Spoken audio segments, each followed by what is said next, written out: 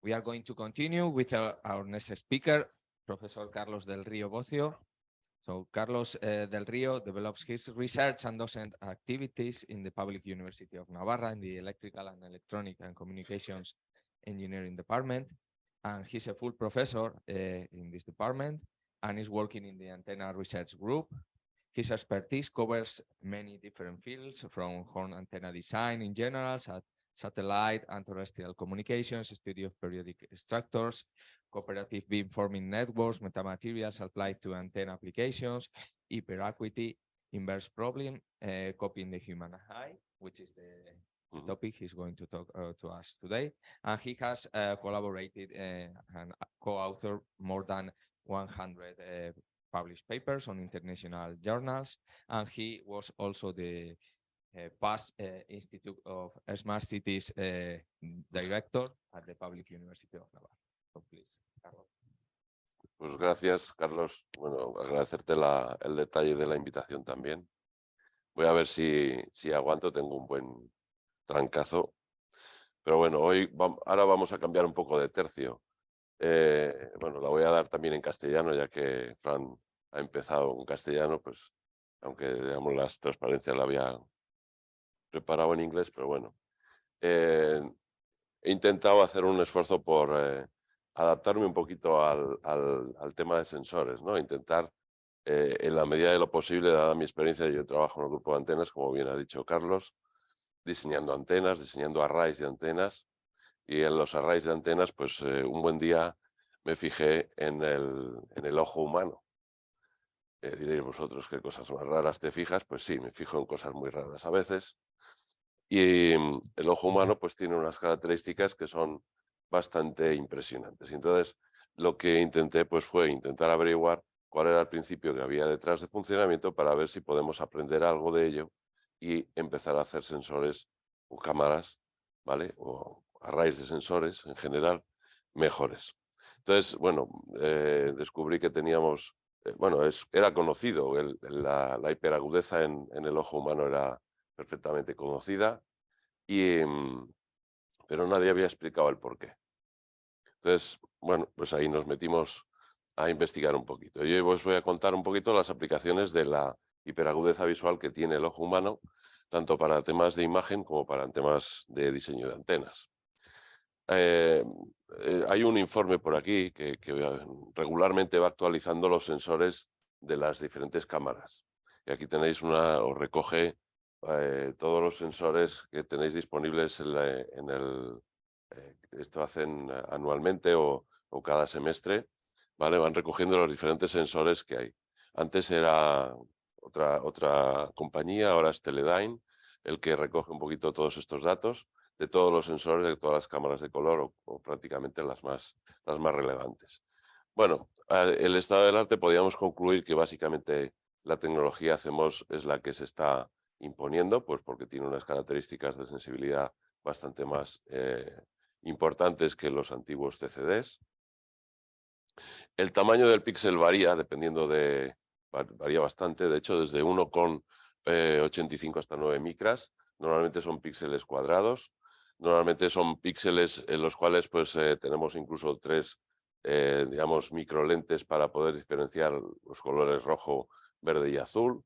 En principio, bueno, ahí hay bastante variabilidad, también en el informe lo podéis echar un ojo. Una característica que también definen así y parece bastante estándar es el Signal to Noise Ratio. Eso, digamos, es conocido por todos, yo no voy a entrar en definirlo, pero bueno, más o menos ronda los 45 dB de margen de la señal con respecto al ruido, ¿no? Y después habla de una dynamic range, que es el cociente o el ratio entre la saturación de electrones de lo que es el propio sensor y la sensibilidad que él tiene. Y eso le da, digamos, un margen de funcionamiento dinámico que ronda los 70 dB, ¿vale? Pues digamos que bastante aceptable. Hay otra característica que todas las cámaras tienen. Todas las cámaras, si conocéis un poquito el mundo fotográfico, pues tienen el diafragma. El diafragma pues se ajusta en función de la difracción que se genera ¿vale? Que generan estos discos de iris que se llaman, este es el disco digamos, la forma que tiene la difracción. La difracción, para el que no la conozca, se genera también pueden ver fácilmente los agujeros de las persianas. El agujerito de la persiana cuando pasa la luz del sol y se proyecta sobre la pared, esa imagen del agujerito de la persiana se ha agrandado bastante, ¿vale? Eso es como consecuencia de la difracción. Bueno, siempre que tenemos una apertura se nos genera algún tipo de patrón de difracción. En el caso de aperturas circulares, como sería el diafragma o ¿cómo se llama? Sí, el diafragma de las cámaras, ¿no? Pues nos generarían este tipo de huellas, este tipo de manchas. Y lo que se intenta es que la mayor parte o la mayor parte de la energía vaya exclusivamente en el interior de un píxel. ¿Por qué? Pues por la sencilla razón de que si estamos cubriendo varios píxeles, estaríamos generando una imagen emborronada que no deseamos, ¿vale? Entonces, digamos, este tipo de todas las cámaras de color que tenemos disponibles en la actualidad, vamos a ver que efectivamente son limitadas por difracción. O sea, la difracción es un factor que limita la resolución o la capacidad que tenemos en las cámaras. Además, digamos, utilizan el diafragma como una lente más, de tal manera que da igual el enfoque que quieras hacer, que lo que hacen es abrir más o menos el diafragma, cambiar la posición, de tal manera que independientemente de si estás enfocando lejos o cerca, la mancha esta del disco de aire nunca exceda el tamaño del píxel, ¿vale? Esto es, digamos, una cuestión casi de diseño de las propias cámaras. Bien, vamos a empezar a compararlo con el ojo. Y voy a poner ya en el lado derecho de la transparencia algunas características relevantes del ojo humano. Ya en el ojo humano no tenemos CMOS, lo que tenemos son conos y bastones. No sé si os acordaréis del bachillerato cuando lo estudiasteis en su momento, no sé si lo visteis, pues teníamos dos tipos de receptores, los vamos a ver un poco más adelante. Son conos y bastones, los conos sensibles al color y los bastones a la intensidad, básicamente. El diámetro de los conos, que es, digamos, lo más interesante porque es la parte, digamos, de la que sacamos más resolución, digamos, la capacidad que tenemos de ver básicamente es a través de los conos, es de 1,5 micras de diámetro. Ese 1,5 micras de diámetro que os parecerá, bueno, incluso es pequeño en comparación con los píxeles de las cámaras, pero desde el punto de vista de un diseñador de antenas, me sorprendió bastante, porque resulta que 1,5 micras corresponde con 3 longitudes de onda. Estamos trabajando con la frecuencia del verde, que son 500 y pico nanómetros, pues digamos casi estoy a tres longitudes de onda. O sea, son unos pedazos de antenas bastante importantes. Y me caché la mar, pues puñeta, ¿cómo funciona esto? Que con semejante, vamos, en la vida, yo si me hubiera planteado diseñar un ojo, le hubiera hecho unos sensores tan grandes, ¿vale? Como yo cualquiera. El caso es que, bueno, vamos a ver un poco el truco, porque de alguna manera tiene problemas, porque efectivamente esta fórmula que tenéis ahí me habla del número de fotones que podemos capturar en los sensores.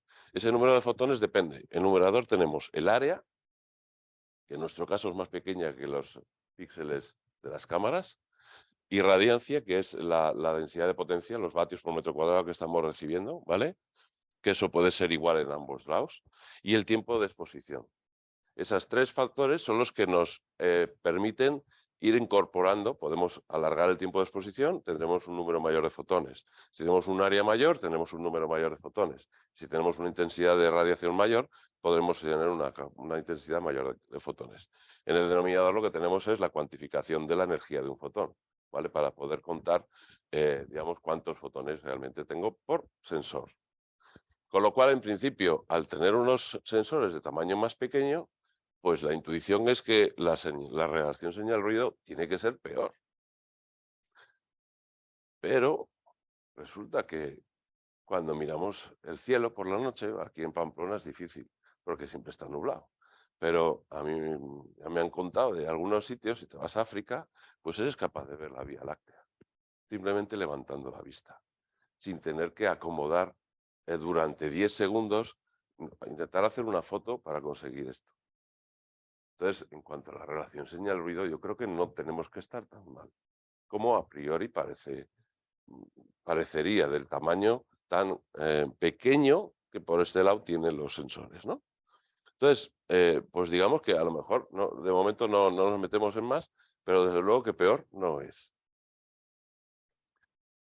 Hay técnicas en la fotografía para que ya las incorporan los diferentes teléfonos, incluso los teléfonos móviles, que es el High Dynamic Range, el margen dinámico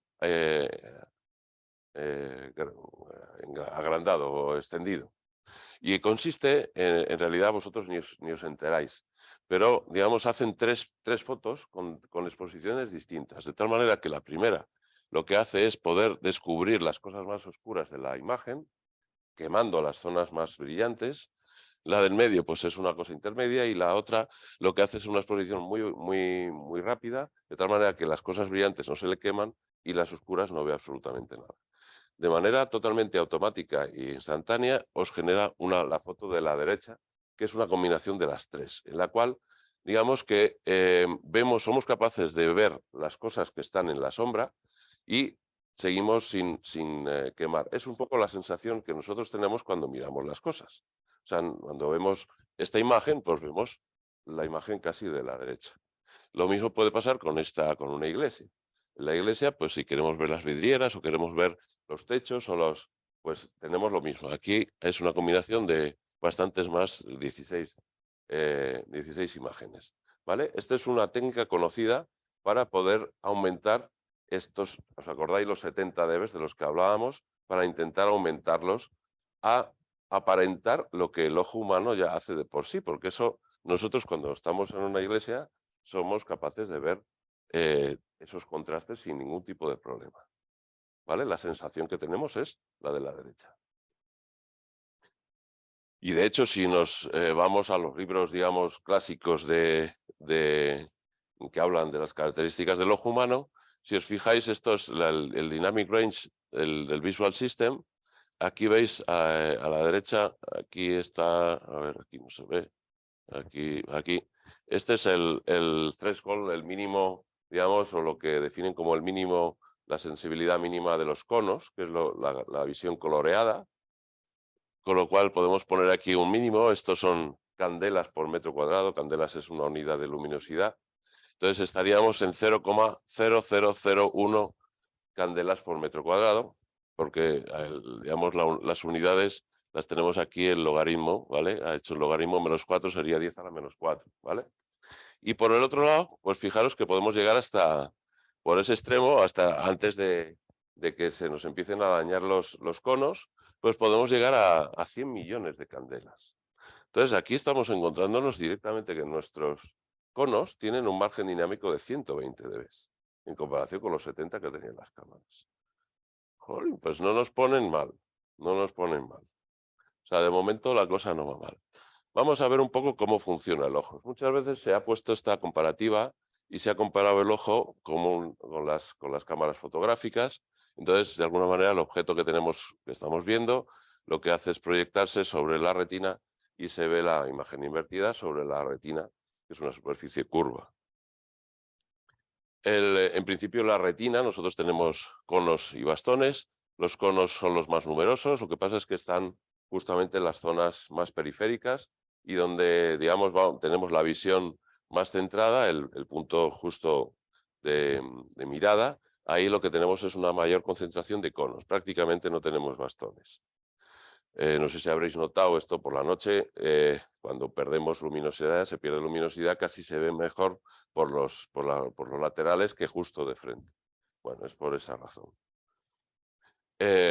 Los conos, ya os digo, digamos, son sensibles a la intensidad de la luz y los conos, los bastones, perdón, y los conos a los colores. Esto es una fotografía que me gusta mucho porque, digamos, es una fotografía de un trozo de retina de un mono con un flash blanco, una luz blanca. De tal manera que lo que estamos viendo es la reflexión, ¿vale? Hasta el punto de que nos damos cuenta, por ejemplo, bueno, que este punto de aquí, que sería azul, este sería cian, porque ha absorbido toda la componente rojo. Eso sería un cono rojo. Este que es magenta, resulta que ha absorbido toda la componente verde. Y hay amarillos, que son los que absorben la componente azul. ¿Vale? El resto son conos, son bastones, perdón, que básicamente los vemos magenta también porque tienen una intensidad y la intensidad está centrada en el verde, que es la frecuencia central más o menos del espectro óptico. Por lo cual, digamos, se ve bastante claro que sí, que solo tenemos tres sensores o que tenemos sensores especializados por colores. Absorben el rojo, el verde o el azul. ¿Vale? Y además, bueno, en ese caso no están muy juntos. Bueno, vámonos. Además hay otra característica, cuando miramos esa imagen, en realidad nos tenemos que fijar en que solo vemos enfocado aproximadamente 1 grado hacia donde estamos dirigiendo la vista. O sea, el resto lo vemos, ahora me estoy viendo las manos desenfocadas. Tengo que mirar la mano para enfocármelas, ¿vale? Os estoy viendo a vosotros enfocados, pero las manos no las veo enfocadas. O sea que en el fondo no estoy utilizando toda la superficie de la retina para ver con alta resolución, vamos a decir. Y la parte, digamos, responsable de esa alta definición es justamente la fóvea, que la veis ahí en la parte de atrás de la retina, y que básicamente, bueno, este es el cuerpo, digamos, cavernoso del ojo, la parte trasera, la luz viene de arriba y, bueno, está diseñado al revés, eso no sé quién se le ha ocurrido, pero dejó todos los cables por delante. O sea, las neuronas están colocadas de esta manera, están como de pie. Sí que es verdad que algo pensó, porque la irrigación de la sangre, que es opaca, pues le viene por la parte de atrás, pero digamos, lo que es la luz, dejó todos los cables por delante. Hasta el punto de que esto que veis ahí, esa depresión de la fóvea, no es más que físicamente una apertura de los nervios, de las neuronas, ¿vale? Una apertura que genera esa cavidad, ¿vale? Pero de alguna manera las células sensoras serían las que han absorbido toda esta energía, que las vemos que están justamente pegadas a la pared, digamos, de lo que es el ojo, justamente al final de todo. Bueno, es curioso el diseño que tiene el ojo, pero bueno, en cualquier caso nos vamos a... Este sería, por ejemplo, una fotografía de esa de la fóvea, en la cual ya vemos esos todos son conos. Y la distribución no es que sea exactamente regular, pero pues bastante regular. Cuando el apelotonamiento de células al final pues tiene ese tipo de distribución, ¿no? Casi regular. Se dice que bueno, los conos tienen 1,5 micras de diámetro y pueden estar separados físicamente 0,5 micras. De tal manera que si queremos hacer un cálculo estimativo, y de hecho se hace de esta manera, oye, vamos a intentar excitar un cono. Dejamos otro sin excitar y excitamos el siguiente. Ahí nos encontramos un margen de 4 micras para distinguir dos puntos y no pensar que es uno solo. ¿Vale? Esa sería la manera de calcular la visual acuity, la agudeza visual. Esto, si lo transportamos a la distancia de lectura, se convierte en 84 micras. ¿Eso es mucho o es poco? Pues bueno, un pelo humano son unas 100 micras. Y yo lo veo en el suelo. No lo veo aquí, evidentemente, pero también lo veo en el suelo. No es que me imagine que se me cae el pelo, bueno, cuando se me caía, ahora ya se me ha caído todo, pero cuando se me caía el pelo no es que intuyese que tenía que haber pelos en el suelo, no, no, los veía, los podía contar. Entonces, tengamos una capacidad por encima de eso para ver. Con lo cual, digamos que, aunque digamos esa resolución me queda aproximadamente 50 segundos, viene a ser el estándar o lo que se asume es 1 minuto de arco como estándar, ¿vale? Esta aproximación tiene varias debilidades. Claro, hemos hecho la cuenta con conos, pero ¿qué pasa si son de distinto color? En principio yo no tengo distintas resoluciones para distintos colores. Yo en principio eso no me lo había planteado. No se lo había planteado nadie. Entonces, si tuviéramos que ir a un color, las resoluciones serían mucho peores. Y el ojo humano, como os he dicho, ve cosas mucho más pequeñas. Y de hecho se ha demostrado que somos capaces de ver el mínimo visible es de 1 segundo, 60 veces más pequeño, 60 veces más grande la resolución que el minuto que nos están dando. Eso es lo que se conoce como hiperagudeza, hiperacuity, ¿vale? Los oftalmólogos lo saben, no les preocupa. No les preocupa en absoluto. Ellos se ocupan, cuando vais al oftalmólogo y os mide la vista, el 100% de visión es el minuto de algo. Las letras que os ponen, el agujerito, el efecto que tienen, son de más o menos 5 minutos el ángulo que está subtendido son 5 minutos y el agujerito es de 1 minuto. Si lo veis, tenéis un 100% de visión. Pero vosotros sois capaces de ver más que eso. Eso no se preocupan los oftalmólogos porque tampoco necesitamos para vivir, la verdad. Pero el caso es que ahí está. Si miramos un poco más en profundidad, resulta además que nosotros también tenemos un diafragma, que tenemos la pupila. Y la pupila además cambia en función de la intensidad de luz que tenemos o que tiene el entorno en el que estamos. Sí que es verdad que normalmente es para una iluminación normal o incluso algo brillante para la cual podemos tener una mayor agudeza, ¿vale? Cuando tenemos muy poca luminosidad, lo que hace es abrir mucho el diafragma, pues para intentar captar cuanta más energía posible para poder intentar ver algo. Pero cuando tenemos mucha luminosidad, lo que hace es cerrar para no saturar los sensores. O sea, tiene su lógica el comportamiento que tiene la pupila.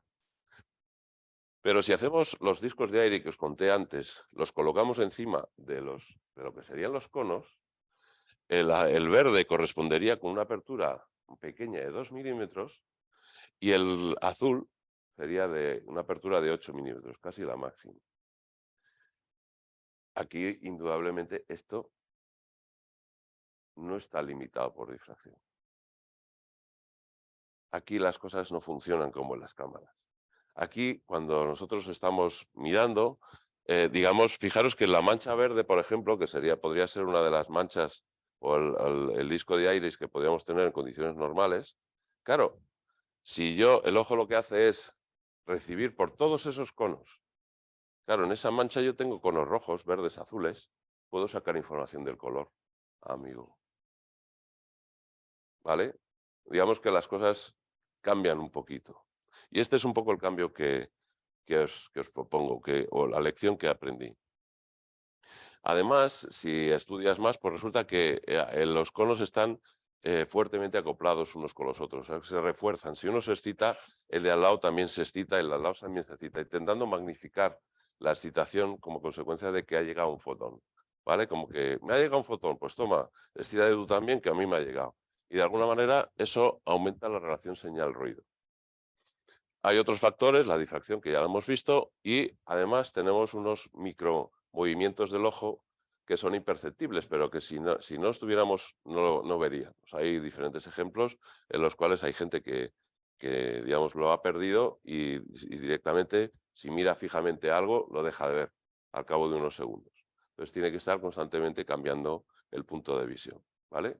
Eso ¿qué es lo que sucede? Que se saturan los receptores y entonces ya no reciben más. Entonces, cuando no recibes más, dejas de ver lo que tienes ahí, ¿vale?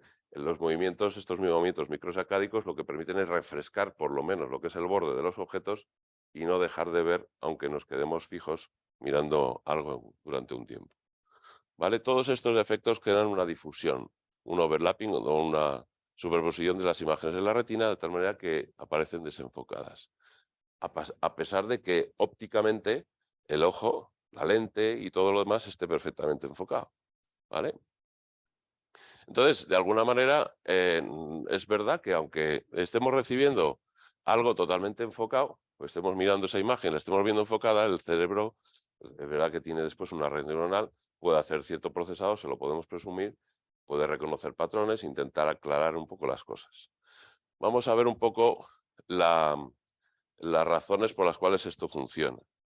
La hiperagudeza la podemos explicar de la siguiente manera. La difracción que se genera en la pupila genera esa difracción que va a la imagen de la retina. Cuando tenemos esa imagen desenfocada, fijaros en la retina tiene forma de curva de tal manera que el disco de aire llega a todos los sensores a la vez, de manera coherente. Entonces no hay ningún tipo de información que se vaya a cancelar con ninguna otra. Toda la información es coherente. Eso es importante. Eso es lo que nos permite, como hemos visto, y al involucrar a varios sensores, nos permite sacar información de color, nos permite sacar información, digamos, que difícilmente serían o justificar lo que es la hiperagudeza, porque estamos utilizando antenas más grandes. Antenas más grandes que simplemente estamos solapando unas con las otras, ¿vale? Es la capacidad, ahí sí que puede tener alguna capacidad el ojo de postprocesar. Si las imágenes estuvieran perfectamente enfocadas, por más que hiciera el cerebro maravillas, si un píxel le dice que ve un punto blanco y el de al lado es negro, entre medias, pues lo único que nos va a decir cualquier procesado que hagamos, lo sabéis, es decir que lo que tenemos en medio es un gris, ¿verdad? No podemos, cualquier interpolación que hagamos no nos va a decir, no, es que tienes un punto rojo ahí que no has pillado. De esta manera lo pillaríamos. Básicamente de lo que se trata es de, el modelo más sencillo que podríamos pensar es este. Tenemos un efecto de difracción, el sensado de la señal emborronada y después pues un fenómeno de correlación que nos podría devolver la imagen original, ¿vale? Fijaros, este podría ser un patrón, este es el primero que utilicé en su momento, nos puede ayudar a definir un poco, si lo difractamos, pues se queda una imagen emborronada que sensamos y podemos decorrelar la información y sacar o recuperar bastante de la información que tenía la imagen original, ¿vale? Es un patrón en el que, bueno, aquí vemos que no somos capaces de sacar toda la frecuencia que teníamos, o sea, aquí hay un momento que se pierde, o sea, alguna limitación tiene, pero en principio recuperamos bastantes cosas. Incluso podemos ir un paso más allá. Como la imagen emborronada es, fijaros, esto sería un sistema, a la izquierda tenéis un detector que tiene un píxel o sea, uno por uno. O sea, cada píxel es responsable de la información que recibe. Si ese píxel se excita y tenemos un punto. Si no, no hay nada. Digamos que ahí toda la responsabilidad recae sobre ese sensor. Tanto relación señal-ruido como capacidad de discriminar lo que sea, cae ahí. Entonces, en el otro lado, si tenemos un sistema que tenemos un fenómeno de difracción, nosotros tenemos por cada excitación que tengamos dentro al sistema, lo que nos genera es una función que incluso podemos interpolar. A ver, espera. Que podemos interpolar y podemos generar puntos donde no los teníamos, donde no tenemos sensores. ¿Vale? Entonces, por ejemplo, mirad la parte de abajo, tenemos aquí son 5 por 5, 25 píxeles. En punto negro sería el punto de impacto de un rayo, ¿vale? En el cual, claro, aquí lo más que podemos aspirar es que decir que ha llegado entre medias de los 4 que tenemos en la esquina inferior derecha. Mientras que si lo que hacemos es esta imagen emborronada que tenemos aquí, esto, lo interpolamos y generamos estas líneas intermedias, podemos llegar a determinar exactamente cuál ha sido el punto de impacto. Esto es lo que vamos a hacer. O sea, ahora lo que vamos a hacer va a ser reducir el número de sensores de los detectores que utilizamos mucho, vamos a reducir el número de sensores para después interpolarlos. La historia es que el efecto es el mismo. Bueno, vamos a denominar n como el número el sampling factor, el factor de muestreo que vamos a utilizar. En este caso os pongo el ejemplo con n igual a 4. N igual a 4 quiere decir que me voy a quedar con, de un cuadrado de 4 por 4 sensores, voy a quedar con el primero. O sea, de 16 sensores me quedo solo con uno. De tal manera que hago la difracción, tengo el efecto difractado, senso con 16 menos sensores. Estos son, bueno, aquí no los veis porque me han tenido los negros, pero si lo que hacemos es reducirlo al tamaño real, esto sería la imagen que estamos consiguiendo con 16 veces menos sensores, ¿vale? En una imagen, que es bastante. Lo que hacemos es, esto, como es una señal de baja frecuencia, podemos hacer interpolación. Podemos recuperar la señal de alta resolución, inventándonos muestras que no hemos sensado. Y si aquí le hacemos la de correlación, resulta que volvemos a sacar la señal original, ¿vale? Aquí, bueno, tiene algo de ruido, como podéis ver. Pero bueno, si esto lo comparamos con la señal original, pues bueno, no, ni tan mal. Pero si lo comparamos con una CCD con la misma resolución, 16 veces sensores de los píxeles que tiene esa imagen, pues bueno, vemos que esas líneas, si hacemos la comparativa, pues hombre, aquí vemos estas líneas, aunque se inclinen, siguen siendo todas iguales.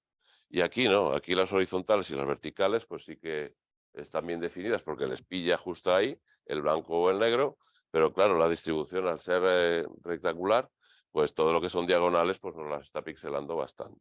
También la posición de los blancos, fijaros esta rampa de aquí, aquí queda perfectamente definida, aquí tenemos este efecto en los laterales, ¿vale?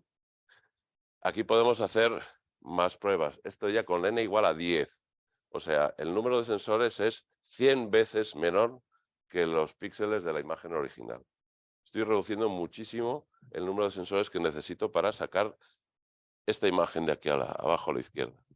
Fijaros, esta es la imagen original, esta es la imagen después de hacer todo el proceso, con 100 veces menos sensores. ¿Vale? Emborrono, muestreo con 100 veces menos sensores, después interpolo para recuperar la resolución original y soy capaz de sacar esta imagen de aquí. Fijaros, este patrón de aquí se repite perfectamente, estos cuadros de aquí los detecto perfectamente, lo mismo que esto. Aquí todos estos círculos están todos, estas líneas inclinadas. Fijaros en el CCD, digamos, o la versión limitada por difracción. Evidentemente, pues los círculos se nos han ido a freír espárragos.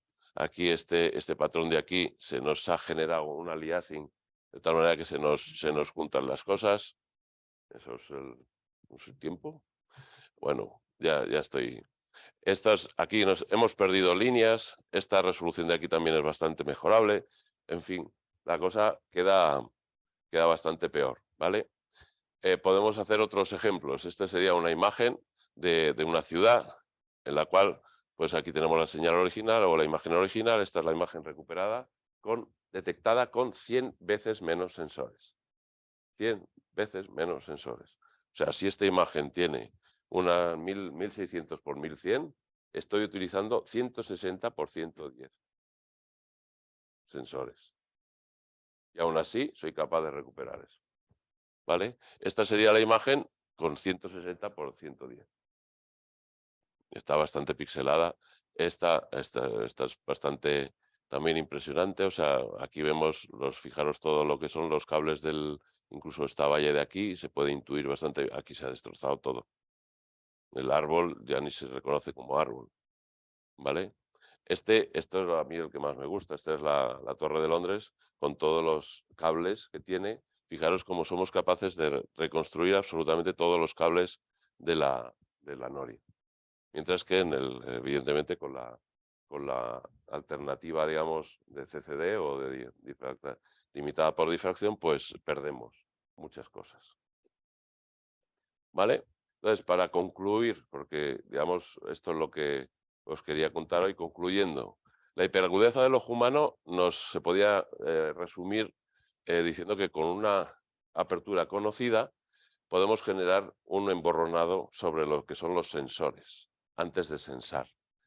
Gracias a la baja variación o la lenta variación de esa imagen emborronada, podemos muestrearla y podemos relajar el muestreo. El teorema de Nyquist es en función de la frecuencia de la señal. Si la señal varía muy lentamente, podemos muestrear muy espaciadamente. Eso es lo que se aprovecha aquí para poder reducir tanto el número de sensores y no perder información. Después podemos interpolar a la resolución que nos dé la gana, incluso finalmente acabar con un desemborronado. Todo ese procesado de interpolación y de desemborronado nunca sería factible ni posible con una imagen perfectamente enfocada. ¿Vale? Con lo cual, digamos, la lección yo creo que es clara. O sea, nos estamos moviendo hacia tecnologías de terahercios o tecnologías de frecuencias muy altas. Los sensores que vamos a tener disponibles, pues ya son mucho más difíciles de conseguir. Entonces, cualquier cosa, esto podría ser una, en la cual, digamos, con un número menor de sensores pudiéramos llegar a conseguir una mayor resolución, pues yo creo que siempre va a venir bien. Aquí lo que estamos haciendo, y es importante, como estamos utilizando la diversidad espacial, eso es, pues que, digamos, todos esos conos que veis en la mancha verde están trabajando para detectar una única dirección de llegada. Eso es diversidad espacial. Diversidad espacial lo que hace es mejorar precisamente la relación señal-ruido. O sea que lejos de ser peor que la que tenían las cámaras, es bastante mejor, ¿vale? Y finalmente el número o los requisitos que le vamos a exigir en cuanto a sensibilidad en cuanto a capacidades del propio sensor se van a ver reducidos porque el trabajo en equipo realmente funciona.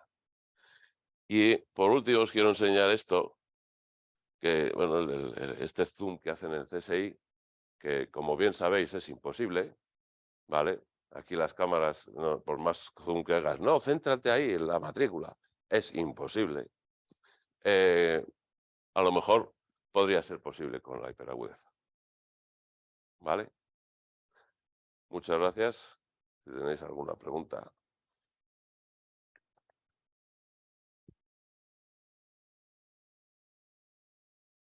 Muchas gracias por la presentación. Vamos muy bien de tiempo, así que podéis aprovechar. Tenemos tiempo para preguntas.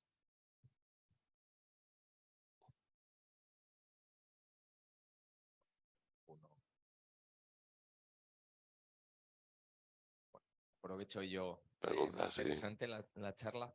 Claro, es que esto ahora parece que tenemos muy buen sistema de visión, ¿no? Que funciona bien, pero claro, tampoco somos el mejor sistema de visión dentro de, ¿no? Hay animales también que tienen una visión mejor, de otro tipo de frecuencias que nosotros no podemos ver ni infrarrojo.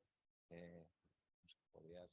Sí, no hay otro. A ver, sí que hay las águilas, por ejemplo, tienen una mayor capacidad de ver, de una mayor agudeza visual. Y es porque, fijaros, os he contado la fobia que abría las fibras. Bueno, en las águilas esas fibras se abren muy poquito. De tal manera que dos rayos que lleguen muy paralelos, lo que hacen es abrirse. Esto en el fondo no deja de ser una lente. Las águilas lo que quieren es ver un ratón desde cuando están volando a los 100 o 200 metros de altura, ¿vale? Y van mirando el suelo y buscando ratones. Eso es lo que hacen. Y lo que han hecho ha sido, en lugar de abrir de esa manera tan suave como la tenemos nosotros, abrir los cables, porque el modelo del águila y el nuestro es el mismo. El mismo. Y lo único que cambia es la lente que implementan los cables de las neuronas receptoras.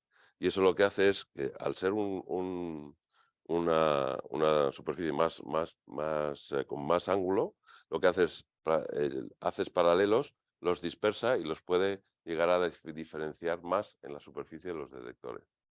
Pero la base del ojo de las águilas es idéntica. Se dice también de las moscas. Las moscas o de los insectos en general. Es una fábula, es un fake. O sea, no ven mejor. Ellos lo único que quieren es detectar dónde viene el peligro. Entonces, al final lo que tienen sí que es verdad. ¿No? He resumido, porque esto os podía haber contado muchas cosas, pero de verdad, o sea, evolucionando la tecnología, es muy gracioso ver cómo a lo que estamos llegando es a los ojos de los insectos.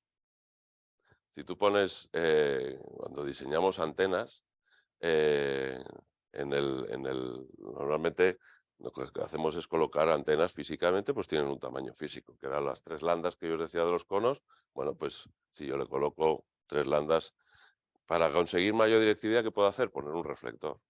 Los reflectores parabólicos que tenemos en casa para recibir la televisión, lo que consiguen es que la directividad que tiene esta antena la pongas sea mucho más directiva.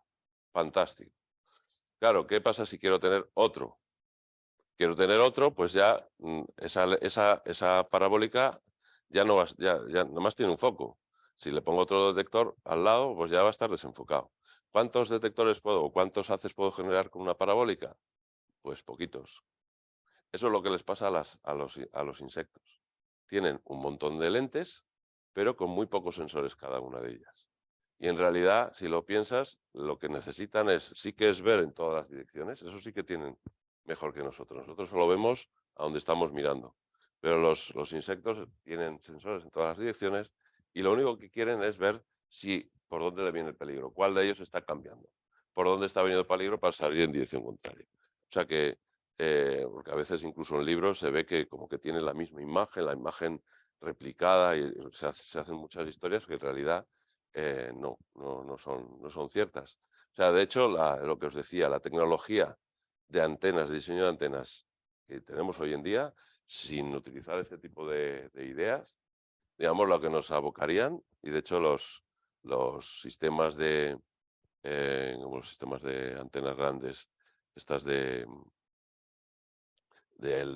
desierto de Atacama, que son un montón de reflectores colocados, no sé si habéis visto alguna fotografía, pues eso, si recuerda algo, es a los ojos de los insectos.